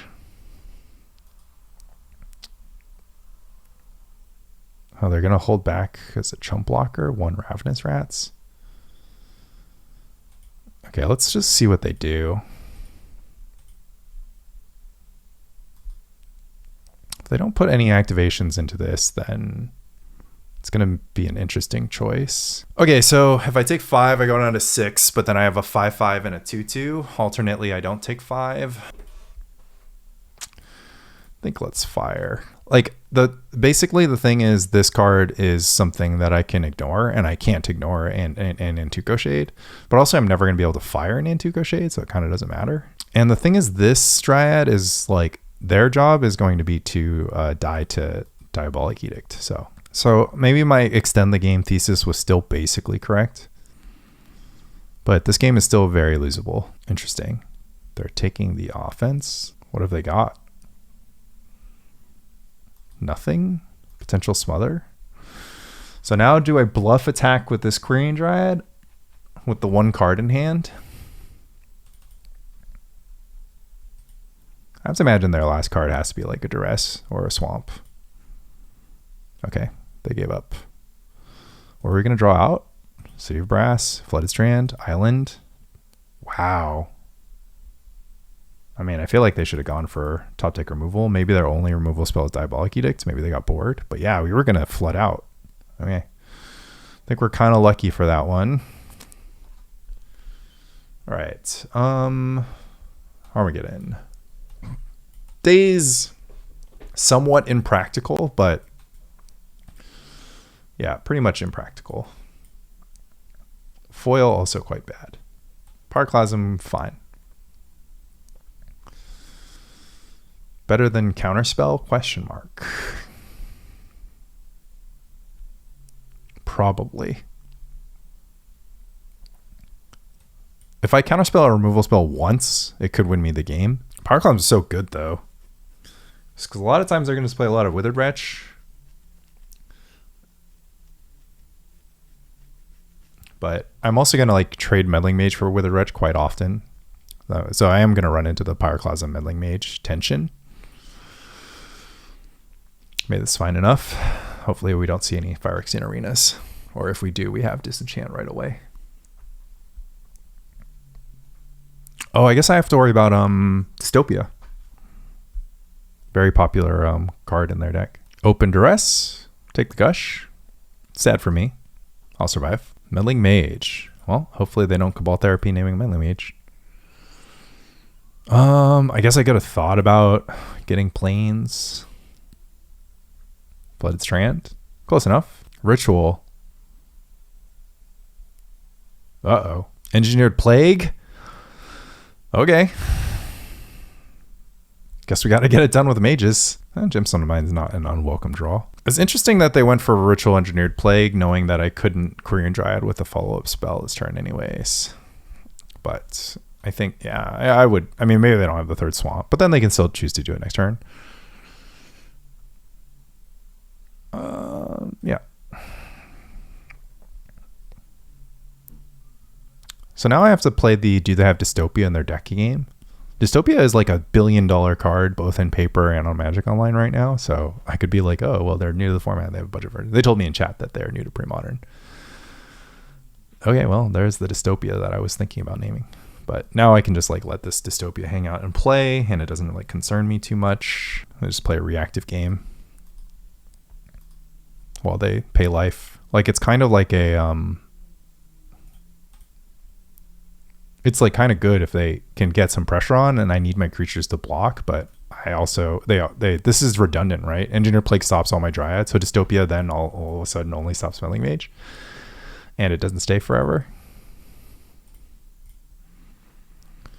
Yeah, well, that's a good opt. Bad opt, never mind. The weakness of my cantrips is coming through now. Guess we'll play... Kind of doesn't matter.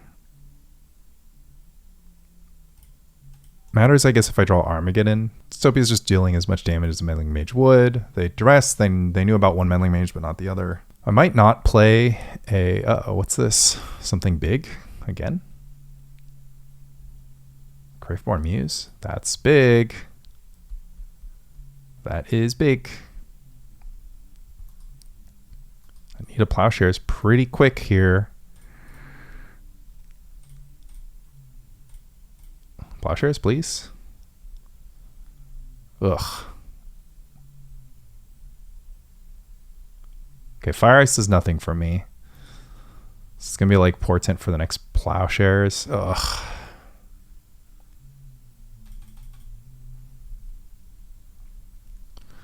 I could draw into Counterspell, counter one thing, then Portent into Plowshares, but if I can draw Plowshares on my next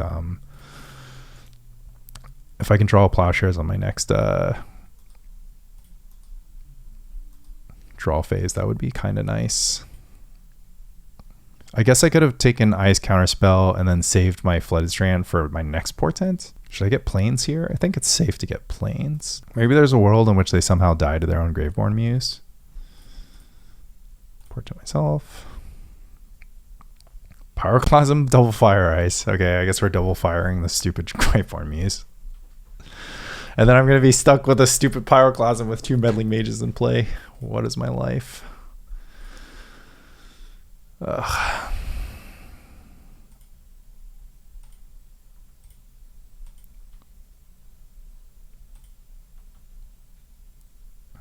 Maybe I'll just block with one of the mages. No. Oh my god. 2 for 1ing this Graveborn Muse seems so bad. It's also going to use all my colored mana as well. Don't like this at one bit.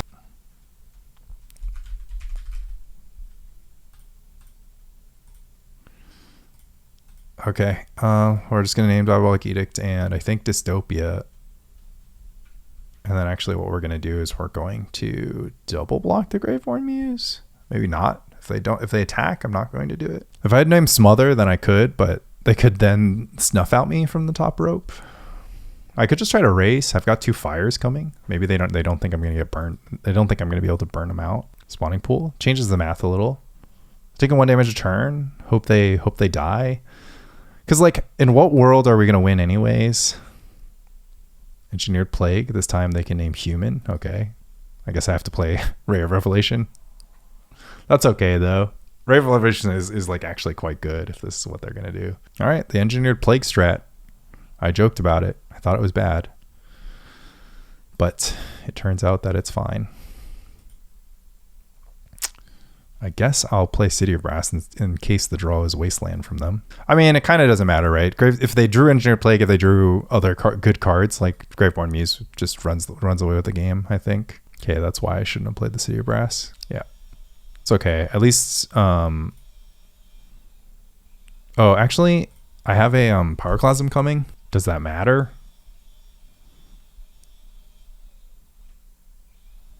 Huh. Okay, I shouldn't have played the City of Brass.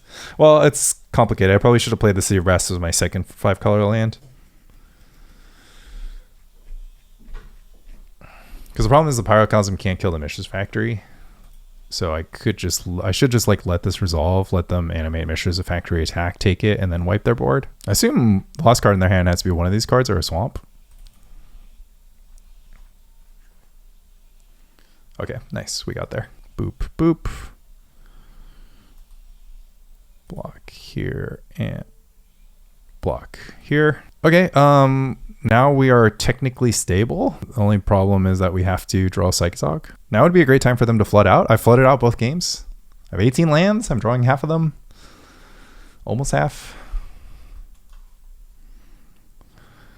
8 turns, and then even if I find a Meddling Mage, the spawning pool brawls with the Meddling Mage. Psychatog or bust here. Oh, I have 3 Meddling Mages in my graveyard. It has to be Dryad. Oh, and they do have Nantuko Shade. Okay. Okay.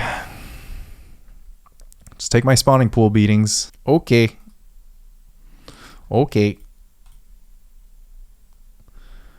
This doesn't work. A little sooner would have been nice. Graveborn Muse. Hell of a card. I guess if I draw ice, I should ice the Nantuko Shade for a turn. Okay, that sucked. Oh man, that was really bad. That was really bad. Dystopia is pretty good. Well, it's not that good, but it's relevant. Yeah. It's really hard, but I think Pyroclasm is like, it's like not really winning any awards, but I don't know. It's kind of,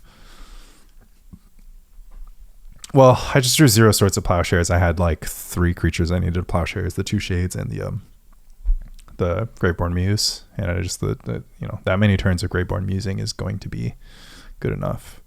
I would love to have Counterspell to protect my Psychatog, but I just have to believe that if their main removal spell is Diabolic Edict, I can just have another creature in play. Try to make it happen. It's just too hard to make Counterspell stick when I'm just playing off the top of my deck every single turn. All right, bad against Wasteland. What can you do? I mean, I guess they haven't played a single Cabal Therapy. Should I just like try to get a Psychatog in play? It's a little early for that, I think. But the thing is, this Gush just gets duressed. Yeah, I'm not gonna mulligan ever, but I can't say I love the idea of having this many this many cards. Okay, so now I have to Meddling Mage Ravenous Rats. Oh my god. Get out of here. That's just too nice. Okay, Rev, I suppose. Well, it's got to be Armageddon, because Armageddon gets me out of this game. The thing is, they're going to be able to like discard it by then. So maybe I can be patient. Armageddon. I guess I can take Armageddon to make them want to take Armageddon instead of Gush with Cabal Therapy. I only saw one Gush. Oh man, the Ravenous Rats. Well, the pitch Gush the Ravenous Rats, and they can Therapy, and then they won't see anything. So I'll take Armageddon, and then pitch the Gush the Rats, opt into Island, and then Island Gush Armageddon, and hopefully win from there. And Tuco Shade instead. Opt into opt. A little bit dangerous because I can't greed my land drop. And I might need my land drop pretty bad. I thought I bottomed you. Okay. One more shot at a land. So I would have taken opt, drawn Ray of Revelation for a turn, and then opt Gamba. But if I have land, that's super good. If I miss on land and the land's next, that's super bad. But I have a 1 turn window to fire the Shade. I'm taking like 1 trillion damage from the City of Brass. I could get Wastelanded. Oh, they're just going to Gush. Therapy naming Gush. Yeah, that's fine. They name Fire.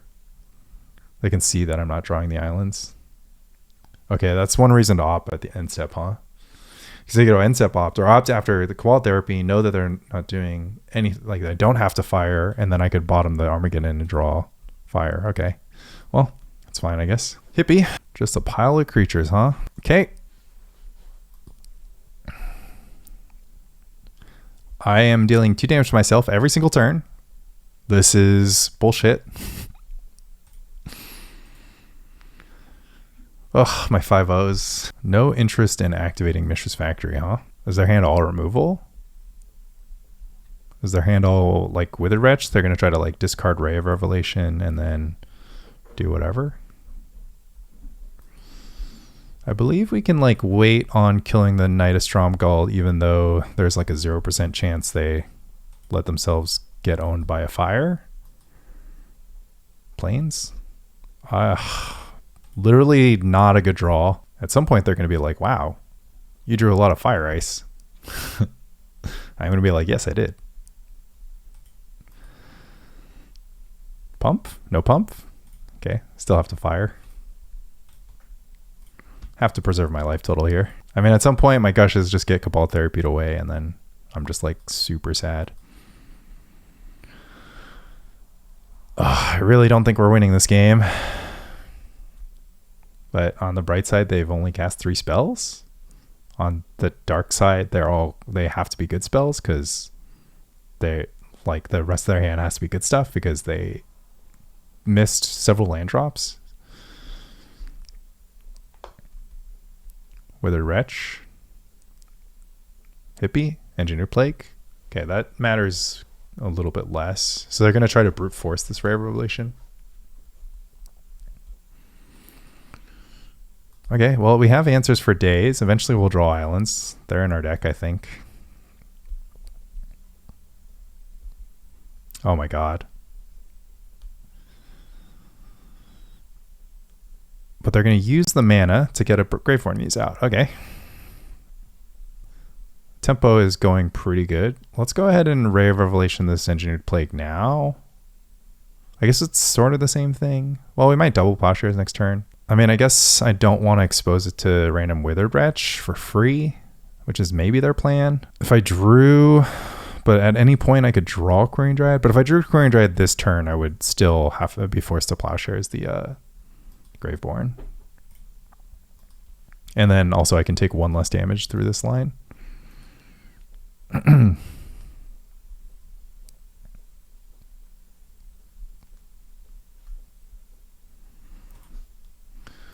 Factory, huh? Factory attacks. Should I waste the Plowshares on this? It's my last removal spell. I have an Armageddon in my hand with designs to Gush Armageddon at some point. I think I have to take this damage. Well, now if I draw Quirion Dryad, there's no point because I can't cast it anyways. So I'm still going to sit on this Ray. Meddling Mage. So I'll still name Diabolic Edict. It's pretty efficient at least. I am, well, the island, okay, chalk this up as huge island drop because I just don't have a lot of islands in my deck, right? Oh my god, the third Wasteland is actually devastating. So hopefully I draw island, then I can go like a Gush Armageddon. Okay, they're going to go for the Plague Naming Human now, which is actually good for me. I have the Ray of Revelation in my hand, so the Meddling Mage does stonewall the Mistress Factory. Not this turn, but next turn. Gemstone Mine, don't have the luxury of playing it into this Wasteland. They animate the Factory. They're willing to trade Factory for Mage. I am also willing to trade Factory for Mage. I mean, I guess I could have not and then still tried to get into my Armageddon, but just seems super unlikely that that's what's going to happen. Shade, okay. Plowshares now seems like the way to go. They know my hand, right? Yeah, they know I have Gush Armageddon. Do they play a Swamp knowing that I have Gush Armageddon? Wow, that is a misplay on their part. Seems like I have to go Gush replay Island Armageddon. I can't really let, like, if they have draw a creature, I'm just like not going to survive, so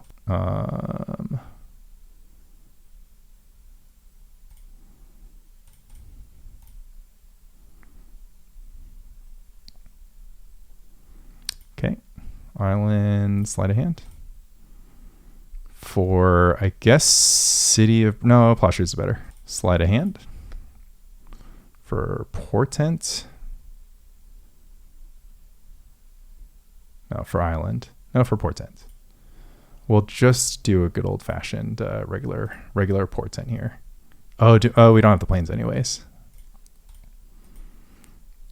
Don't need a second Armageddon, City of Brass, or any of these. There it is. They do have a land this turn. I guess Opt could show me something somewhat interesting. Another Dryad. Yeah, I mean, I just have to not get Cabal Therapied or have them have second Engineered Plague. 4 minutes on the clock. Maybe I needed those City of Brass. Ritual, okay. Hippie, okay. Huh. Still Plowshares Hippie, I believe. Well, I guess we can see what we draw. Because if we draw exactly 5-color source, well, then we do the same sequence. And we have no more basics. Okay, so Plowshares Hippie then. There's the Disenchant. That doesn't really change anything. Yeah, we want 5-color source here because it would rip for us to draw that. Okay, we didn't, but we can Portent them maybe? No, because we still want to draw gas here. Okay. Don't want these cards. Island Pass. Okay, so we did want the City of Brass. Okay. Okay. That's good.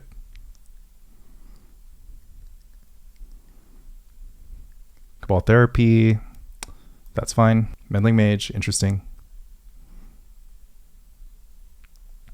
So now we want to disenchant because we can beat Ritual Dystopia. And the only artifacts in their deck are Curse Scroll, which is not online and hopefully won't be. So I think we're in good shape here.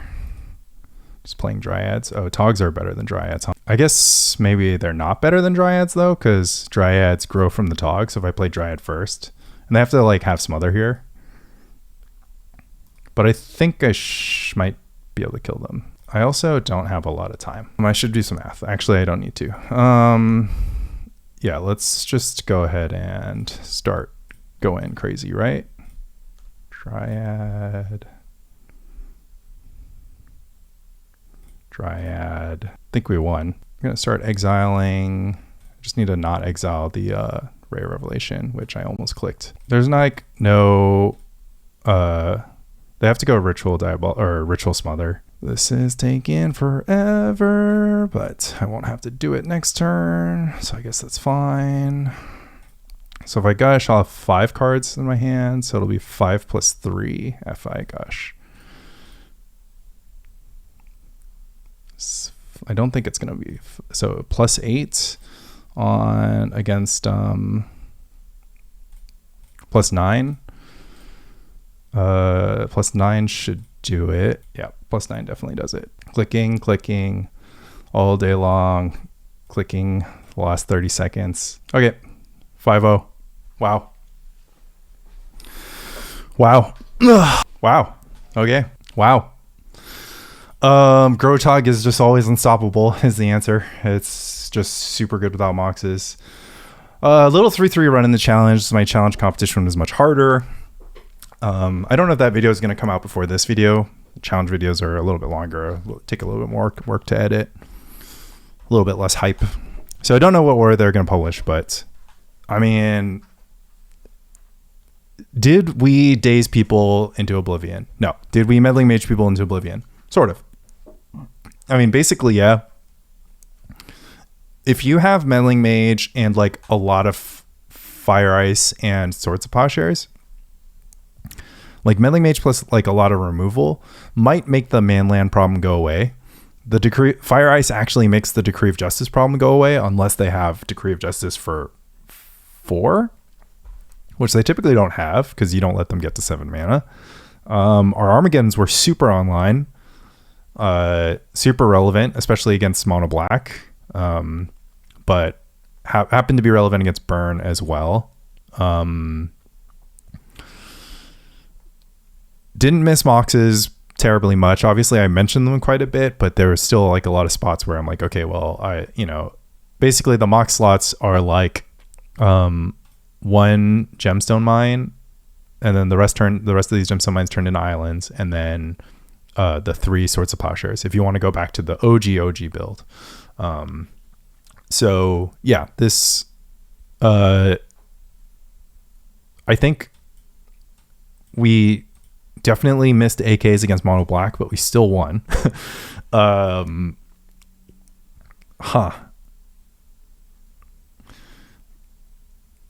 man, Gush was so hard to cast with 9 islands. Gush was so hard to cast.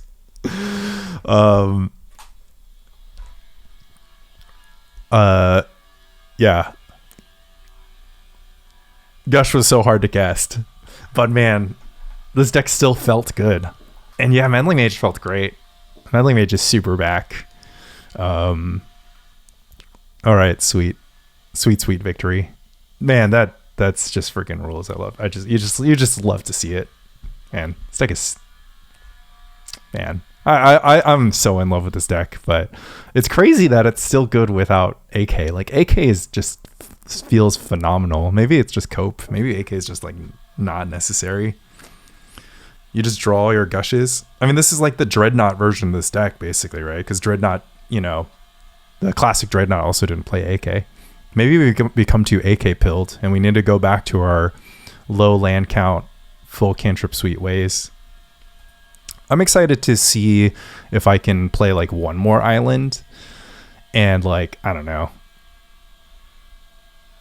Yeah, I don't know. I have to watch back the video, honestly, to draw some good conclusions. But beat a lot of bad matchups. Beat triple bad matchup. Mono black burn and Oath Ponza, beat every single one. So if you are looking for analysis, I would like try to figure out what happened those games. Obviously Fire Ice coming up huge in the mono black and burn matchups, being able to slow the game down. Pretty lucky that they played Stromgald, or they would play Nantuko Shade and like let me fire it. I think if they made 2 adjustments to that plan, it would have been a lot harder for me. But yeah, overall, just what a league. Yeah, hype. Once again, keeping these videos ad free. So if you appreciate the content and you appreciate it being ad free, maybe you have premium, so it doesn't matter. But if you don't have premium and you're not getting spammed with ads during my videos, I would appreciate it if you dropped a tip at the coffee link in the description. As always, thanks for watching, and long live Premodern.